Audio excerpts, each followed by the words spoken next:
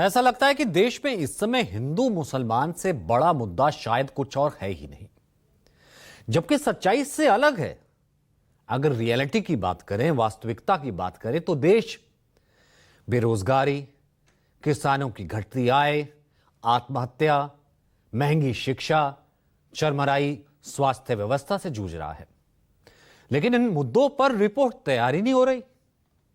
और अगर किसी मामले पर कमीशन बनाया भी जाता है तो फाइलें सरकारी दफ्तरों के किसी कोने में पड़ी रहती हैं।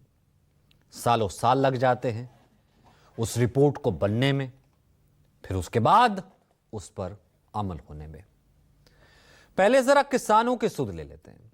2014 में मोदी सरकार आई तो लक्ष्य यह तय किया गया कि 2022 तक देश में अन्नदाता की आय दोगुनी हो जाएगी।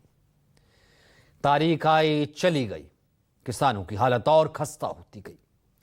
कृषि लागत और मूल्य आयोग यानी कि CSCP के आंकड़ों की बात माने तो पता यह लगता है कि पिछले 10 साल में किसानों की आय में बढ़ोतरी तो हुई, लेकिन यह बढ़ोतरी ग्रामीण इलाकों में महंगाई के मुकाबले बहुत कम है।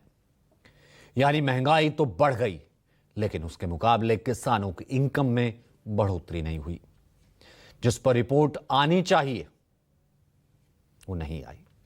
एक रिपोर्ट कहती है देश के 55.4% किसान परिवार कर्जदार हैं, उनके ऊपर कर्जा है। हर कृषि परिवार पर औसतन 91,231 रुपए का कर्ज है। किसान परिवारों की औसत आय सिर्फ 13,661 रुपए प्रति महीना है। और ये उनकी स्थिति है जो देश का अन्नदाता है। भारत की जनसंख्या का सबसे बड़ा हिस्सा इन्हीं किसानों का है।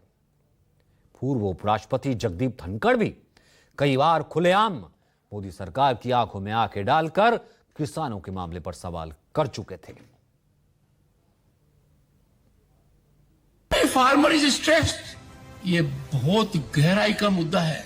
इसको हल्के में लेने का मतलब है we are not practical, our policy making is not in right track. कौन है वो लोग कहते हैं कि अपने किसान को उसके उत्पाद की उचित मूल्य दे देंगे, तो मुझे समझ में नहीं आता कोई पहाड़ गिरेगा। किसान अकेला है जो ऐसा है, he doesn't decide what he can decide। कृषि मंत्री जी, एक एक पल आपका भारी है। मेरे आपसे आग्रह है और भारत के संविधान के तहत दूसरे पद पर विराजमान व्यक्ति आपसे अनुरोध कर रहा है कि कृपया करके मुझे बताइए क्या किसान से वादा किया गया था, और वादा किया गया वादा क्यों नहीं निभाया गया, और वादा निभाने के लिए हम क्या कर रहे हैं। गत वर्ष भी आंदोलन था, इस वर्ष भी आंदोलन है। काल चक्कर घूम रहा है, हम कुछ कर नहीं रहे हैं। किसान, बात किसानों के मुद्दे की हुई। अब जरा रोजगार पर थोड़ा आगे बढ़ते हैं। 2014 में जब मोदी सरकार आई थी तो नारा यह दिया था कि अब की बार हर साल 2 करोड़ रोजगार। 11 साल हो गए। आंकड़ों पर नजर डाले तो सरकारी फाइलों में मौसम सुहाना लगता है, और जब इस फाइल के पन्ने पलटते हैं तो रोजगार किसे कहा गया है, किसे बेरोजगार कहा गया है, और बेरोजगारी कैसे कम हुई है, अगर देखेंगे तो आपका सिर चकरा जाएगा। भारत दुनिया की चौथी सबसे बड़ी अर्थव्यवस्था है, लेकिन युवाओं की बेरोजगारी की रिपोर्ट बेहद खतरनाक है, चिंताजनक है। लेबर ब्यूरो की पीरियोडिक लेबर फोर्स सर्वे जुलाई 2023 से जून 2024 की रिपोर्ट जब सामने आई तो उसमें कहा गया कि कई राज्यों और केंद्र शासित प्रदेशों में युवा बेरोजगारी दर डबल डिजिट में, 2 डिजिट में पहुंच चुकी है। लेकिन सरकार मुद्दों की बात नहीं करती। विपक्ष भी सरकार को इसी मुद्दे पर घेरता है। सबसे बड़ा मुद्दा बेरोजगारी। आज इस देश में युवाओं को रोजगार नहीं मिल सकता। 45 साल में सबसे ज्यादा बेरोजगारी हिंदुस्तान में आज है। देश के युवाओं को ये बता दीजिए कि आपकी सरकार ने उनको रोजगार दिलवाने के लिए क्या किया। पहले पब्लिक सेक्टर हुआ करता था, गरीबों को उसमें नौकरी मिलती थी। क्या हुआ पब्लिक सेक्टर का, कहां गया? अदानी के पास गया, अंबानी के पास गया।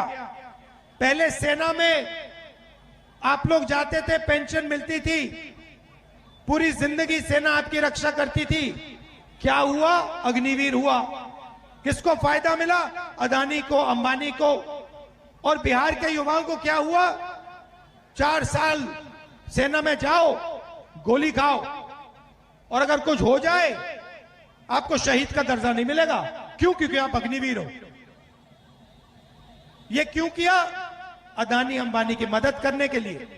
बिहार में किसी भी युवा से पूछो रोजगार मिलता है या नहीं, पूछो, चलो बताओ, बिहार में रोजगार मिल सकता है? ये देखिए, क्यों? क्योंकि अदानी और अंबानी की पूरी मदद की जा रही है। और अब ये आपकी आवाज को दबाना चाहते हैं। कोई जात के हो, कोई धर्म के हो, कोई वर्ग के हो, सब लोगों को हम लोग साथ लेकर के चलेंगे। लेकिन ये बीजेपी वाले दंगा फसाद कराने वाली पार्टी है, तो इनके चक्कर में मत रहिएगा। ये हिंदू मुसलमान करेंगे ताकि आप बेरोजगारी का मुद्दा छोड़ दे, आप महंगाई का मुद्दा छोड़ दे, आप पलायन का मुद्दा छोड़ दे, आप शिक्षा चिकित्सा का मुद्दा छोड़ दे। इसलिए असल मुद्दे की लड़ाई करनी है, मुद्दों की बात नहीं करनी। मुद्दे पर चुनाव हम लोगों को लड़ना है। तो देश में अलग अलग जगहों पर उठते मंदिर मस्जिद विवाद के बीच संघ प्रमुख मोहन भागवत भी नसीहत दे चुके हैं। उन्होंने पिछले साल दिसंबर महीने में हिंदूवादी नेताओं को यह नसीहत दी थी। नाम किसी का नहीं लिया था, यह कहा था कि अयोध्या में राम मंदिर बन गया। अब इसके बाद कुछ लोग ऐसे मुद्दों को उछालकर खुद को हिंदुओं का नेता साबित करने की कोशिश में लगे हैं। संघ प्रमुख ने इससे पहले जून 2022 में भी मंदिर मस्जिद विवाद से बचने की नसीहत दी थी। अपनी संविधान सम्मत न्याय व्यवस्था को पवित्र सर्वश्रेष्ठ मानकर उसके निर्णय हमको पालन करने चाहिए।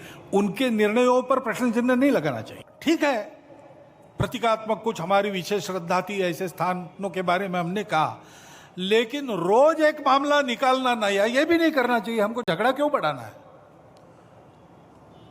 ज्ञानवापी के बारे में हमारी कुछ श्रद्धाएं हैं, परंपरा से चलती आई, हम कर रहे, ठीक है, परंतु हर मस्जिद में शिवलिंग क्यों देखना?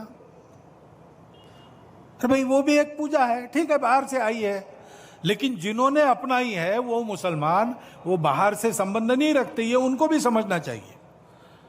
यद्यपि पूजा उनकी उधर की है, उसमें वो रहना चाहते तो अच्छी बात है, हमारे यहां किसी पूजा का विरोध नहीं, सबकी मान्यता और सबके प्रति पवित्रता की भावना है। परंतु पूजा वहां की होने के बाद भी वंशज वो हमारे प्राचीन सनातन काल से चलते आए ऋषि मुनि राजा क्षत्रियों के पूर्वज है। अब हम आपको बताते हैं, यूपी में जातीय संघर्ष के 6 मामले देश भर में खूब चर्चा हुई। संसद में भी उस पर बवाल हुआ था। जुलाई 2024 में श्रावस्ती जिले में दलित ब्राह्मण के बीच विवाद। दावा किया गया कि 9 जुलाई 2024 के दौरान 15 वर्षीय दलित लड़के को 3 ब्राह्मणों ने विवाद के बाद जबरन मूत्र पिलाया। इसी साल जनवरी महीने में मेरठ के सरगना में कालिंदी गांव में ठाकुर दबंगों ने प्रजापति समाज की बारात में डीजे बजाने से रोका। मारपीट की, धारदार हथियारों का इस्तेमाल हुआ।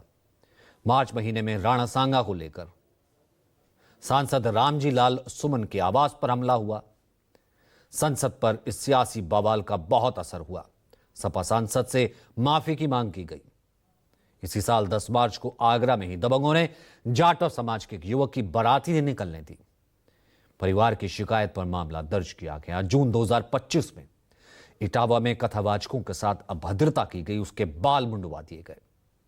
और जुलाई 2025 बांदा के सुखुला गांव में एक दलित महिला पर ट्यूबवेल से पानी लेने के लिए हमला किया गया। यह मामला SC/ST अधिनियम के तहत भी दर्ज हुआ। तो इसलिए मुद्दे कौन से हैं, मुद्दे कौन से रहते हैं और आपके मुद्दे कौन से हैं, इस सच से वाकिफ कराना आज के हमारे इस एपिसोड का मकसद था। जो कहेंगे सच कहेंगे कि आज के एडिशन में इतना ही। फिर आपसे मुलाकात होगी। नमस्कार। छोड़ जाते हैं सुपर 30 के साथ।